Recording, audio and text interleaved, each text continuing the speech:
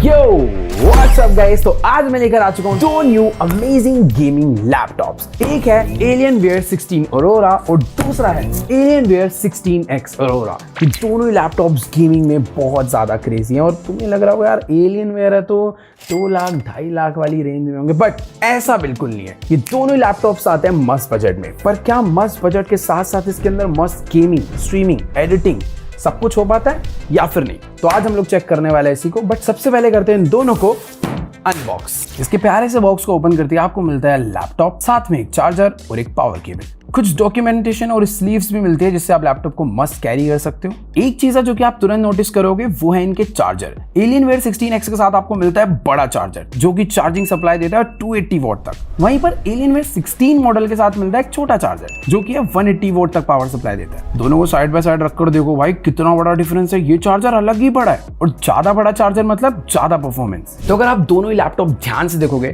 तो दोनों का लुक एंड डिजाइन काफी सिमिलर है, पर एक चीज तो है कि भाई ये जो लुक एंड डिजाइन है कोई हल्का फुल्का नहीं है। दोनों ही लैपटॉप एकदम प्रीमियम मैट फिनिश के साथ आते हैं। टच करके भाई ऐसे बढ़िया सी फीलिंग आती है, लगता है कि हाँ भाई कोई महंगी चीज हाथ में पकड़ी है। और अगर तुम ध्यान से देखोगे तो कोई फालतू जिगजैग कुछ भी नहीं है, एकदम simple clean typical Alienware design है और सेंटर में एक छोटा सा भाई Alienware का लोगो है। इस पे अगर तुम ऐसे लाइट वाइट मारते हो ना तो मस्त ये चमकता है और दोनों लैपटॉप में भाई कोई डिफरेंस नजर नहीं आ रहा। टॉप से देखोगे तो कुछ पता चलने नहीं वाला, बट एक डिफरेंस है, वो है इसके वेट का। 16X थोड़ा सा हैवी फील होता है 16 से, क्योंकि इसके अंदर भाई एयर वेंटिलेशन के लिए ज्यादा तगड़े मैकेनिज्म है। वेंट प्लेसमेंट भी भाई काफी स्मार्टली डिजाइन किया गया है। फ्रंट साइड से एयर अंदर जाती है और बैक और बॉटम साइड से हॉट एयर बाहर निकल जाती है, जिससे कि दोनों ही लैपटॉप का एयर फ्लो एकदम अच्छे से मेंटेन रहता है। इसके बाद मैंने दोनों ही लैपटॉप को मस्त बूट करके रेडी कर दिया और साथ में बढ़िया बढ़िया गेम्स भी डाउनलोड पे लगा दिए, क्योंकि अब करने वाले हैं इसका परफॉर्मेंस टेस्ट। तो सबसे पहले मैं तुम्हें बताता हूं इन दोनों लैपटॉप के CPU के बारे में। Alienware 16 में आपको मिलता है Intel Core Series 2 processors. Alienware 16X में आपको मिलती है Core Ultra HX सीरीज।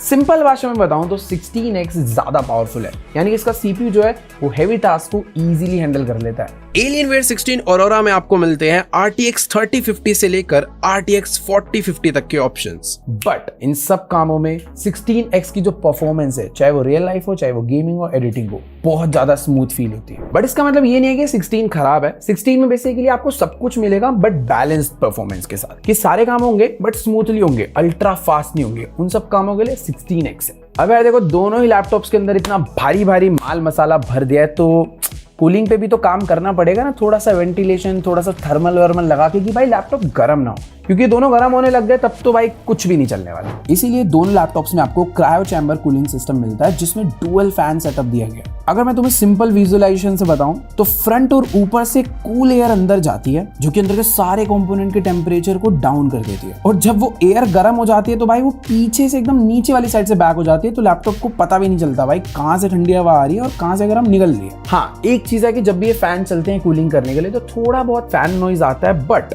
तुम्हारी ओवरऑल गेमिंग कॉन्टिन्यूसली स्मूथ चलती है। अगर तुम एक्सपोर्टिंग कर रहे हो, एडिटिंग कर रहे हो, सब कुछ एकदम मक्खन चलता है। और वैसे भी यार ये सब ना गेमिंग लैपटॉप में थोड़ा बहुत कॉमन है।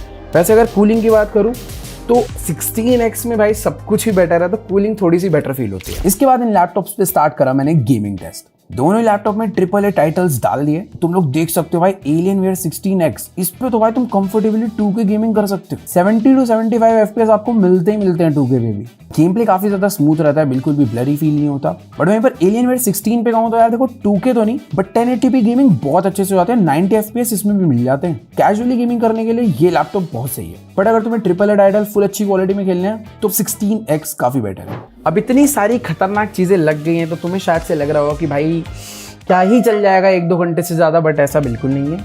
ये आराम से 4, 5, 6, 7 घंटे भी चल जाता है, बट वो आपकी कंजप्शन के ऊपर डिपेंड करता है कि आप चला क्या रहे हो।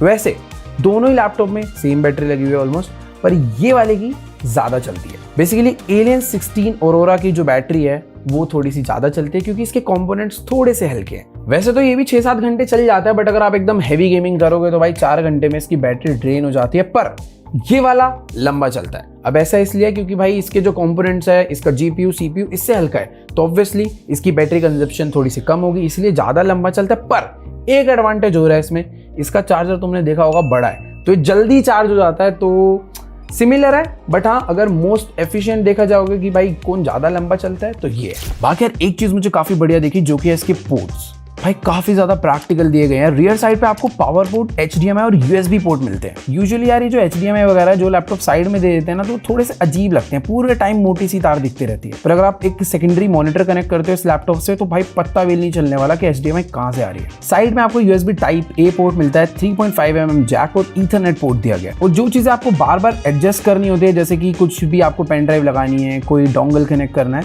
वो सब के लिए आपको USB साइड में मिल जाता है। तो अगर पोर्ट साइड में रहते हैं तो काफी ज्यादा कन्वीनियंट भी रहते हैं और एक्सेसिबल भी होते हैं। और अगर आप डिस्प्ले कंपैरिजन करें तो दोनों ही लैपटॉप में आपको 16 इंच का WQXGA डिस्प्ले मिलता है और 16:10 रेशियो का एस्पेक्ट रेशियो मिलता है, जो कि यार कंटेंट देखने और गेमिंग दोनों के लिए काफी अच्छा रहता है। बट इन दोनों में जो मेन डिफरेंस है वो है इनके रिफ्रेश रेट का। Alienware 16 Aurora में आपको मिलता है 120 हर्ट्ज का रिफ्रेश रेट, बट 16X में आपको मिलता है 240 हर्ट्ज का रिफ्रेश रेट। मतलब 240 हर्ट्ज भाई सच में बहुत स्मूथ हो जाता है। तुम्हें शायद वीडियो में देख के थोड़ा समझ आ रहा होगा, बट एकदम रियल आइज से देखोगे तो बहुत ज्यादा डिफरेंस पता चलेगा। 120 भी ठीक है, बट 240 बहुत ज्यादा स्मूथ है, एकदम बटर। बाकी यहाँ दोनों लैपटॉप में आपको ब्राइटनेस डिफरेंस भी देखने को मिलेगा। 16 में मिलती है 300 निट्स की ब्राइटनेस, बट वहीं पे 16X में मिलती है हमें 500 निट्स की ब्राइटनेस। तो तुम लोग देख सकते हो भाई ब्राइट एनवायरमेंट्स में दोनों ही लैपटॉप की स्क्रीन कैसी नजर आने वाली है। तो कुल मिला के मैं यही कहूंगा कि अगर तुम्हें बहुत ज्यादा सीरियस गेमिंग में जाना है, वैलोरेंट वगैरह खेलनी है, तो 240 हर्ट्ज का डिस्प्ले बहुत एडवांटेज देगा। बट कैजुअल गेमिंग करनी है तो 120। लैपटॉप में आपको बैकलिट कीबोर्ड मिलता है सिंगल जोन RGB के साथ, जो कि यार काफी सिंपल सा है और यूज करने में भी काफी क्लीन लगता है। की ट्रैवल अराउंड 1.4mm है, तो टाइपिंग करते टाइम कीज कंफर्टेबल फील होती है और फीडबैक भी काफी अच्छा है। फुल साइज लेआउट मिलता है भाई, नमपैड भी दिया गया है। बाकी अगर सॉफ्टवेयर एंड फीचर्स देखोगे तो Windows 11 आपको प्री इंस्टॉल्ड मिलती है, और आपको पता ही है कि भाई Windows 11 का ओवरऑल एक्सपीरियंस बहुत ज्यादा स्मूथ है। और एक और चीज आपको साथ साथ मिलती है, वो है Alienware कमांड सेंटर, जो बेसिकली एक कंट्रोल हब है जहां से आप पूरे लैपटॉप की सारी इंपॉर्टेंट चीजें मैनेज कर सकते हो, जैसे कि फैन स्पीड को कंट्रोल करना, RGB लाइटनिंग अपने अकॉर्डिंग सेट करना, और जितने भी परफॉर्मेंस मोड है जो कि तुम लैपटॉप में करना चाहते हो, वो सब कुछ यहाँ से सेट हो जाते हैं। और एक ऐसा शॉर्टकट बटन है जो कि मुझे पर्सनली बहुत सही लगा। बेसिकली होता क्या है, जब भी हमारा ये गेमिंग लैपटॉप फैन नॉइस फेंकते हैं ना, तो हमें तो आदत हो जाती है, पर कभी कभी दूसरे बंदे थोड़ा डिस्टर्ब हो रहे थे कि भाई ये क्या हो रहा है, कहाँ से शोर आ रहा है। पर उसी फैन का नॉइस बंद करने के लिए पहले गेम मिनिमाइज करो, फिर दूसरा सॉफ्टवेयर खोलो, वहां पे जाके फैन नॉइस को नॉर्मल बैलेंस करो। बट इस लैपटॉप में आपको मिलता है F7, बटन दबाया नॉइस रिड्यूस। तो ये एक बहुत ही अच्छा फीचर है, मतलब शॉर्टकट ही है कहने को, बट हाँ काफी बढ़िया है। और यार इस लैपटॉप की कनेक्टिविटी भी बहुत हाई एंड दी गई है। Wi-Fi 7 का सपोर्ट मिलता है और साथ में Bluetooth 5.4, जो कि आपके वायरलेस माउस, हेडफोन, कीबोर्ड के साथ बहुत अच्छे से कनेक्ट रहता है। बेसिकली चीजें अभी मॉडल लेटेस्ट है, तो चीजें भी हाई एंड है। तो भाई अब बात करते हैं सबसे इंपॉर्टेंट चीज की, जो कि है इसका price point. Alienware 16 Aurora start होता है 1,24,000 से, पर अगर आप लोग चाहते हो भाई नेक्स्ट लेवल परफॉर्मेंस, तो Alienware 16X है उसके लिए, जो कि स्टार्ट होता है अराउंड 2,19,000 से। और अगर ऑफर्स की बात करें तो यहाँ पर आपको मिलता है नो कॉस्ट EMI का ऑप्शन, साथ में बैंक डिस्काउंट्स और कुछ वारंटी बेनिफिट्स भी आपको मिलने वाले हैं, जो कि यार डेल के ऑनगोइंग ऑफर्स का पार्ट होते हैं। आप इन लैपटॉप्स को डेल की ऑफिशियल वेबसाइट, डेल के एक्सक्लूसिव स्टोर्स या फिर रिलायंस और क्रोमा जैसे स्टोर्स पे जाके एक्सपीरियंस कर सकते हो और परचेज भी कर सकते हो। बाकी यार देखो, मैं अगर पर्सनली बताऊं तो दोनों लैपटॉप अपने वे में मतलब अच्छे हैं। अगर आपको सच में सीरियसली बहुत गेमिंग करनी है, स्ट्रीमिंग करनी है, रिकॉर्डिंग करनी है, एडिटिंग करनी है, तो ये लैपटॉप बहुत ज़्यादा यूजफुल है। बट अगर आपको ऐसे कैजुअली गेमिंग करनी है, सिंपल नॉर्मल वीडियो एडिटिंग करनी है या फिर अपना कॉलेज वर्क करना है, तो ये भी आपके लिए बहुत अच्छा ऑप्शन रहेगा। तुम्हें कौन सा लगा पर्सनली अच्छा? ऑब्वियसली यार तुम्हें यही लगा होगा, तो कमेंट में जाके बताना। बाकी वीडियो अच्छी लगी वीडियो को लाइक करना, चैनल पर सब्सक्राइब करना। मैं तुमसे मिलूंगा नेक्स्ट वीडियो में, तब तक के लिए